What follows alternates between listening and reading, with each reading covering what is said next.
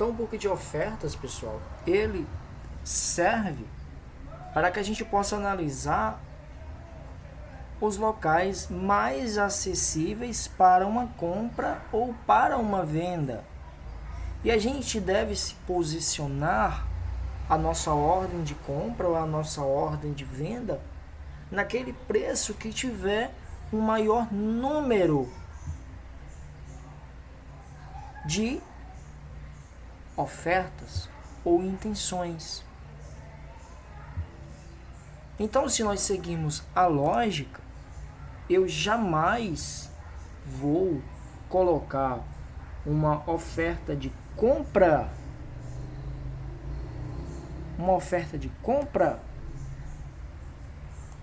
no 13, no 07. Mas por que, Jarlisson, você não colocaria uma ordem de compra no 1307? Porque a minha quantidade é pequena diante das demais.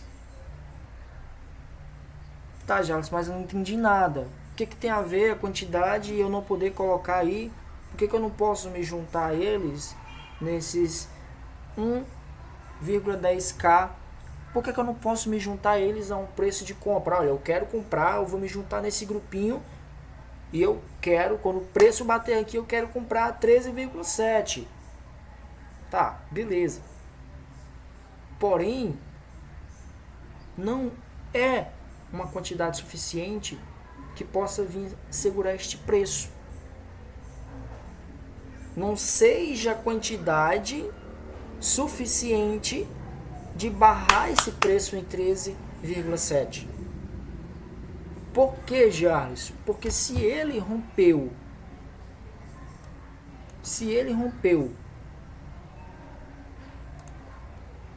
uma barreira com 6,40, ele vai romper 1,10, vai romper 5,30 e vai barrar em 19,40.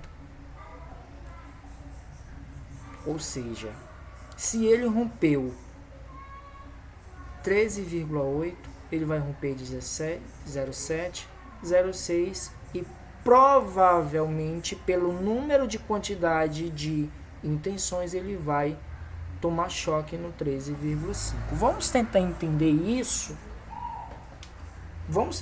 isso de uma analogia bem dinâmica, tá? Coloquei aqui no Python uma resistência, que é a parte de cima do gráfico, e o suporte, tá? Então eu vou fazer aqui algumas barras representando o nosso gráfico.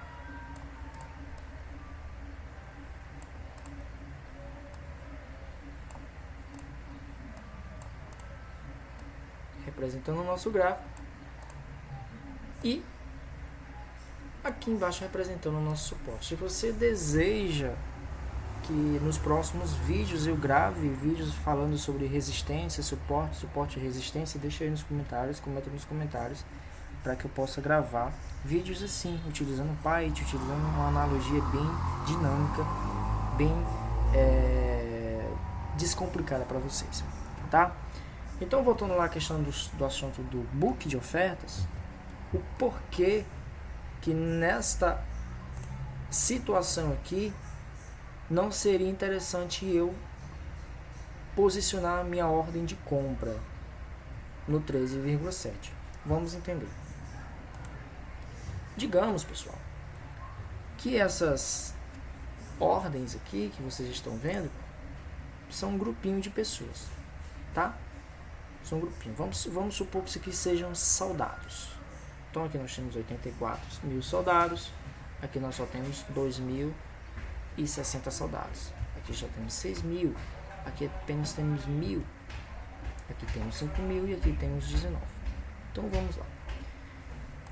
Então suponhamos que esses soldados sejam barreiras que a força vendedora está querendo romper. Tá, então vamos lá. Então eu tenho essa primeira aqui, eu tenho esta primeira com 300 ofertas, 300 intenções, tá? Vamos colocar aqui nesse preço aqui, nessa faixa de preço. Eu tenho essa outra aqui,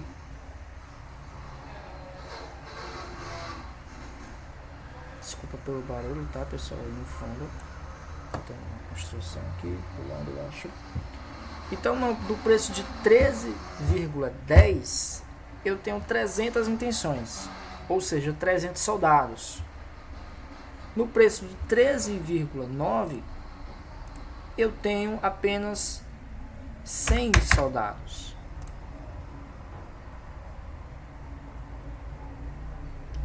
No preço de 13,8 eu tenho 250 soldados.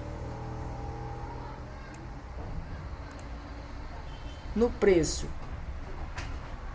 de 13,7 eu tenho 150 soldados. No preço de 13,6 eu tenho 200 soldados. E no preço de 3,5 eu tenho 1.500 soldados. Isso são barreiras, são muralhas. E aí você observa que a força vendedora está aqui, certo? E aí ela começa a bater de frente com essas muralhas. Bateu de frente com a muralha de 300 soldados, ou seja, na faixa de preço de 13,10. Ela conseguiu romper essa barreira. Então, se ela conseguiu, teve força suficiente de romper uma barreira de 300 soldados, questione-se, ela teria força de romper uma barreira com 100 soldados? Claro que sim.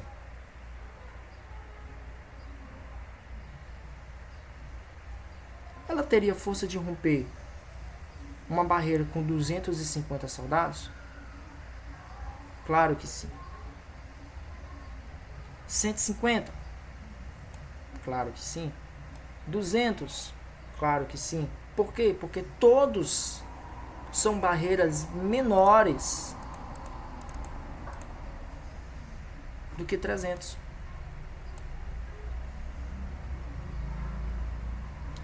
Agora ela vem descendo, descendo, descendo e esbarra na barreira com 1.500 soldados. O que é que vocês acham que pode acontecer? Você acha que ela vai conseguir romper logo de cara? Ou ela vai tomar um choque no 13,5?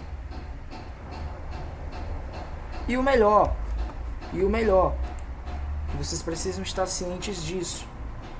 Abaixo do 13,5 tem uma barreira de soldados com 500.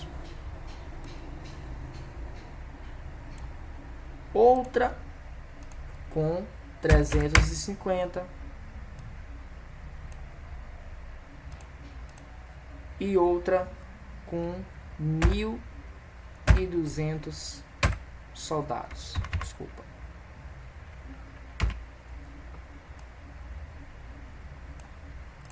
Agora vamos trazer isso aqui para o gráfico. Vamos trazer essa logística aqui para o gráfico. Tá?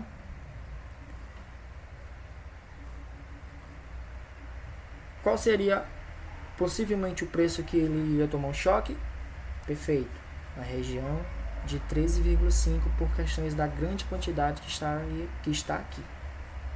Agora o questionamento é: onde seria esses 1,5K, ou seja, 1.500 intenções nessa região de preço? Seria exatamente, pessoal, se vocês pararem para observar e ir lá no gráfico mesmo, será exatamente uma região de suporte.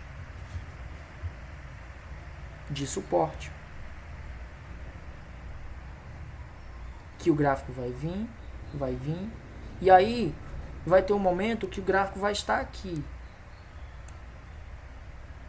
Este gráfico aqui seria a mesma coisa de 13,10. Ele iria cair, e aí o que é que vocês iriam observar? Olha, na região de 13,5, eu tenho uma grande quantidade de 1.500 compradores. Aí eu vou olhar lá no meu gráfico, que isso para próxima aula, eu vou olhar no meu gráfico, onde é a região de 13,5. E aí eu observo que é uma região de suporte. O que que acontece? Eu vou ficar observando se, com esse mercado se aproximando do meu suporte, se esse número de compradores vai aumentar ou vai diminuir. Se a barreira de soldados vai aumentar ou vai diminuir. Se à medida que for se aproximando e os meus soldados forem diminuindo, o que pode vir a acontecer com o meu gráfico? Romper. Porque eu percebi bem antes que o número de soldados estavam diminuindo. Agora, se eu observar que ao se aproximar, o mercado ao se aproximar de 13,5, o meu número de soldados subiu para 2.000, 2.500, o que é que eu vou esperar? Que ele vai bater, vai tomar um choque e vai voltar. Se não, para fazer uma correção, um pullback ou uma reversão de mercado.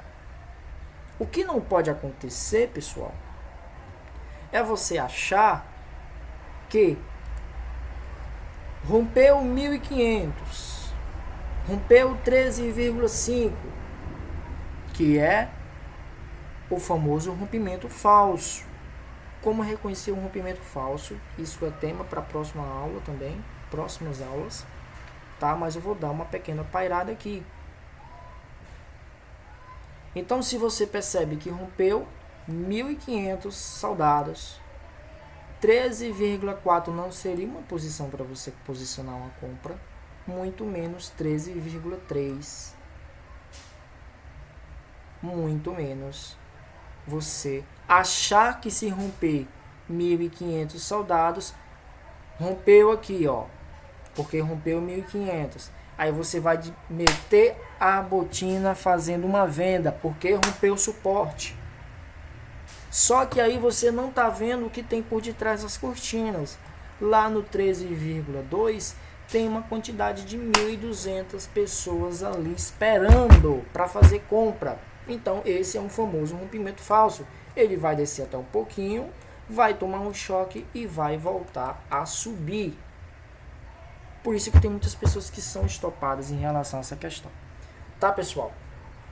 Próxima aula vamos falar sim sobre essa questão de utilizar o book de ofertas nas resistências e nos suportes, como reconhecer uma resistência falsa e um suporte falso utilizando o nosso book de ofertas. Espero que vocês tenham gostado. Dê um like, compartilhe e se inscreve em nosso canal para você estar acompanhando todas as aulas que eu estarei postando a partir de hoje do nosso curso Trader em Ação, e ative as notificações para que o vídeo possa aparecer para você sempre que a gente fizer as publicações, tá bom? Grande abraço, fiquem todos com Deus, valeu, tchau, tchau.